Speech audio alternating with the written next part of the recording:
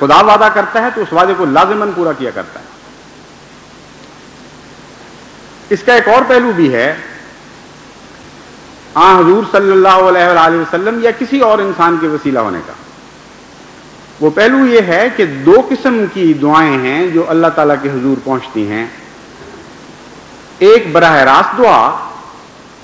اور ایک اللہ تعالیٰ کے مقدس بندوں کی دعا اپنے پیاروں کے لیے یا اپنی طرف رجوع کرنے والوں کے لیے۔ ان دونوں دعاؤں کا فلسفہ ان آیات میں بیان فرما دیا گیا ہے۔ اللہ تعالیٰ فرماتا ہے کہ جب میں تم سے اجابت کا معاملہ اس شرط پر کرتا ہوں کہ تم میری باتیں مانو، تو اگر میرے بندے محمد مصطفیٰ صلی اللہ علیہ وآلہ وسلم کی باتیں نہیں مانو گے تو ان سے جو دعائیں تم کرواؤ گے وہ بھی قبول نہیں ہوں گی، کیونکہ یہ بنیادی اصول ہے۔ جب جو اصول میں نے اپنے لیے مقرر کیا وہی اپنے پیارے کے لیے مقرر فرما دیا ہے۔ مجھ سے تعلق رکھو گے، میری باتوں کا جواب دو گے، میری باتوں کو تسلیم کرو گے تو میں تمہاری سنوں گا، اور اگر دوسرے راستے سے مجھے دھوکہ دینے کی کوشش کرو گے تو میں اس دھوکے میں نہیں آؤں گا۔ محمد مصطفیٰ صلی اللہ علیہ وآلہ وسلم بھی اگر تمہارے لیے دعا کریں گے لیکن تم نے ان کی باتیں نہیں مانی ہوں گی تو میں ان دعاؤں کو قبول نہیں کروں گا۔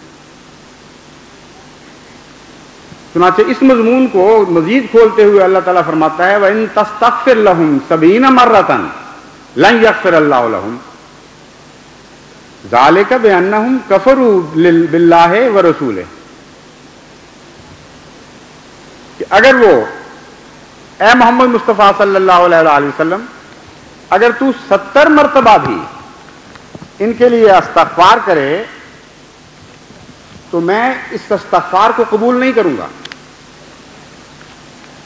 اب تعجب کی بات ہے، بظاہر یوں لگتا ہے کہ حضرت محمد مصطفیٰ صلی اللہ علیہ وآلہ وسلم کی گویا قدر کم ہو رہی ہے کہ اتنا عظیم الشان رسول، اتنا پیارا، جس نے اپنی ذات کو ضم کر دیا باری تعالیٰ میں، اس کو خدا فرما رہا ہے کہ 70 مرتبہ بھی تو نے دعائیں کی ان کے لیے تو میں نہیں سنوں گا۔ لیکن اصل مفہوم کو لوگ نہیں سمجھتے۔ وہ وہی مضمون چل رہا ہے جو اذا سألک عبادی انی فانی قریب میں بیان ہوا تھا، اور اس کے بعد خدا نے فرمایا تھا فلیستجیبوا لی ولیؤمنوا بی، کہ دعائیں سنوں گا لیکن استجابت تو کرو، پہلے میری باتوں کا بھی تو کچھ خیال کیا کرو۔ تم یک طرفہ ہی سناتے رہو گے ہمیشہ۔ یک طرفہ رحمتوں کا دور بہت وسیع ہے، وہ تمہیں مل چکی ہیں، ساری رحمانیت کی چادر تمہارے اوپر چھائی ہوئی ہے اور اس کے سائے پلے تم پرورش پا رہے ہو، ساری ربوبیت کا فیض تمہیں پہنچ رہا ہے۔ لیکن یہ وہ مقام ہے جہاں اب معاملہ دونوں طرف سے جاری ہوگا، فلیستجیبوا لی، میری باتیں مانا کرو۔ اور یہی مضمون آگے چلتا ہے محمد مصطفیٰ صلی اللہ علیہ وآلہ وسلم کے متعلق۔ اللہ تعالیٰ یہ بیان کرنا چاہتا ہے کہ اے محمد تو اپنی رحمت اور شفقت کے نتیجے میں ان کے لیے دعائیں مانگ رہا ہے، ان کے لیے بے قرار ہو رہا ہے، ان کے لیے اپنی جان کو ہلاک کر رہا ہے، لیکن میں ان کے اعمال کو دیکھ رہا ہوں، وہ تیری باتیں نہیں مانتے، تیری طرف توجہ نہیں کرتے، حقیقت میں تجھ پر ایمان نہیں لاتے، تجھ سے محبت نہیں رکھتے۔ اس لیے تیری محبت کا تقاضا یہ ہے، میرا تیرے سے پیار اور ایک خاص مقام کا تقاضا یہ ہے کہ میں ان دعاؤں کو رد کر دوں جو ان ناشکرے لوگوں کے لیے تو کرتا ہے۔ پس دعائیں چاہے براہ راست کی جائیں چاہے بالواسطہ کروائی جائیں، یہ بنیادی فلسفہ ہے جس کو بھول کر دعا کرنے والا یا کروانے والا کبھی کامیاب نہیں ہو سکتا۔ یہی مضمون خلافت کے ساتھ تعلق میں بھی ہے۔ بے شمار لوگ میں نے دیکھا حضرت مسلم موعود کو خط لکھا کرتے تھے، حضرت خلیفۃ المسیح ثالث کو خط لکھتے تھے، مجھے بھی لکھتے ہیں۔ میری ذات کی تو کوئی حقیقت نہیں ہے، ناقابل بیان ہے وہ کیفیت جب میں اپنی ذات پر غور کرتا ہوں اور اپنی بے بساطی کو پاتا ہوں، دیکھتا ہوں، میرے دل کی کیا حالت گل ہوتی ہے۔ لیکن خدا نے منصب خلافت پر مجھے مقرر فرمایا، اور اس منصب کی خاطر لوگ مجھے دعا کے لیے لکھتے ہیں۔ ان کو میں بتانا چاہتا ہوں کہ میں نے پہلے بھی یہی دیکھا تھا اور آئندہ بھی یہی ہوگا، اگر کسی احمدی کو منصب خلافت کا احترام نہیں ہے، اس سے سچا پیار نہیں ہے، اس سے عشق اور وارفتگی کا تعلق نہیں ہے، اور صرف اپنی ضرورت کے وقت وہ دعا کے لیے حاضر ہوتا ہے تو اس کی دعائیں قبول نہیں کی جائیں گی، یعنی خلیفہ وقت کی دعائیں اس کے لیے قبول نہیں کی جائیں گی، اسی کے لیے قبول کی جائیں گی جو خاص اخلاص کے ساتھ دعا کے لیے لکھتا ہے اور اس کا عمل ثابت کرتا ہے کہ وہ ہمیشہ اپنے اس عہد پر قائم ہے کہ جو نیک کام آپ مجھے فرمائیں گے ان میں آپ کی اطاعت کروں گا۔ ایسے مطیع بندوں کے لیے تو بعض دفعہ ہم نے یہ نظارے دیکھے، ایک دفعہ نہیں بسا اوقات یہ نظارے دیکھے کہ وہ وہاں پہنچی بھی نہیں دعا اور پھر بھی قبول ہو گئی۔ ابھی لکھی جا رہی تھی دعا تو اللہ تعالیٰ اس پر پیار کی نظر ڈال رہا تھا اور وہ دعا قبول ہو رہی تھی۔ بعض دفعہ دعا بنی بھی نہیں تو وہ دعا قبول ہو جاتی رہی۔ تو اس لیے یہ ایسا ایک بنیادی اصول ہے جس کو ہمیشہ ہر احمدی کو پیش نظر رکھنا چاہیے۔ اگر حضرت محمد مصطفیٰ صلی اللہ علیہ وآلہ وسلم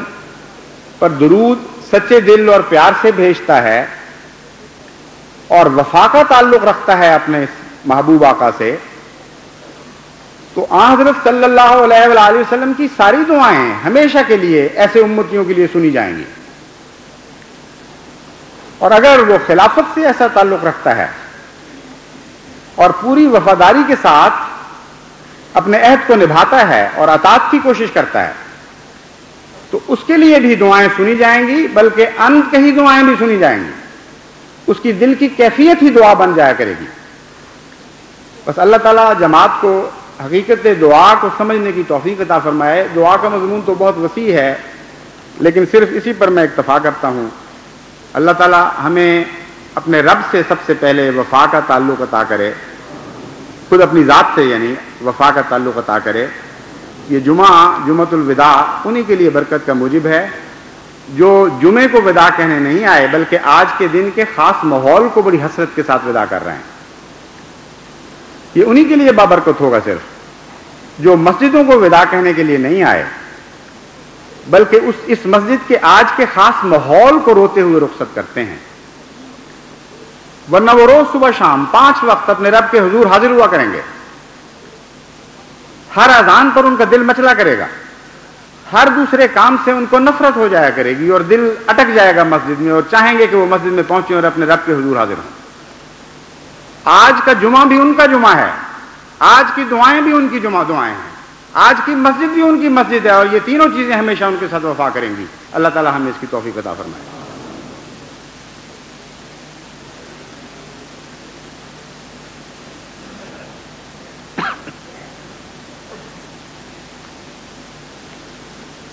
الحمد للہ الذی نحمده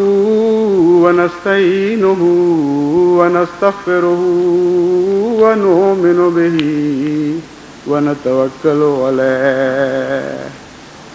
ونعوذ باللہ من شرور انفسنا ومن سیئات اعمالنا ومن يهده الله فلا مضل له ومن يضلله فلا هادي له ونشهد أن لا إله إلا الله وحده لا شريك له ونشهد أن محمدا عبده ورسوله۔ گزشتہ جمعہ میں نے تحریک کی تھی جماعت کے سامنے ایک خاص دعا کی کہ بہت سے مقدمات ہیں جن میں معصوم احمدی یا جماعت من حیث الجماعت ملوث کی گئی ہے اور بڑی دیر سے وہ جماعت کے لیے اور ان افراد کے لیے پریشانی کا موجب بنے ہوئے ہیں، ان کے لیے خاص طور پر دعا کریں۔ اس وقت ایک خاص مقدمہ بھی میرے ذہن میں تھا، میرے پیش نظر تھا، جو چند دن تک پیش ہونے والا تھا اور اس کے لیے خاص طور پر گھبراہٹ اور پریشانی تھی۔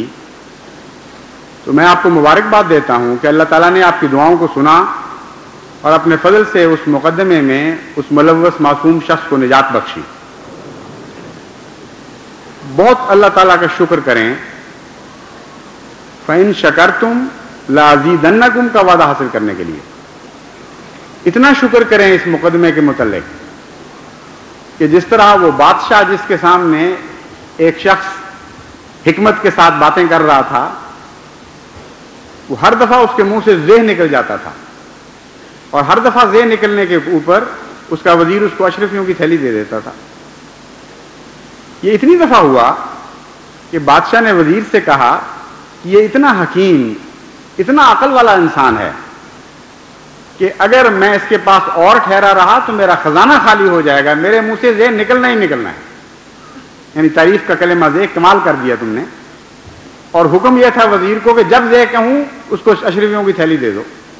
اس نے کہا چلو رخصت ہوں ورنہ یہ بوڑھا ہمیں لوٹ لے گا۔ بس آپ شکر کریں خدا کا،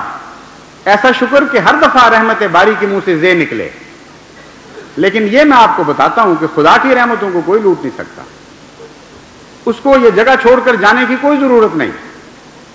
وہ تو نہ ختم ہونے والے خزانے ہیں۔ ازلی ابدی طور پر اگر ساری مخلوقات خدا کے پیار کو حاصل کر کے اس کی رحمت سے زہ اس کا ہدیہ وصول کرتی رہیں تب بھی اس کے خزانے ختم نہیں ہوں گے۔ بس اس یقین کامل کے ساتھ اپنے شکر کے مقام کو بڑھائیں تاکہ ازیدن لکم کا وعدہ ہمارے حق میں ہمیشہ پورا ہوتا رہے۔ عباد اللہ رحمکم اللہ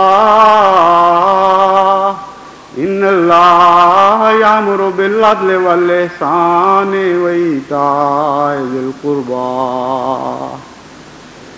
وینہی عن الفحشاء والمنکر والبغی یعظکم لعلکم تذکرون اذکروا اللہ یذکرکم وادعوہ یستجب لکم ولذکر اللہ اکبر۔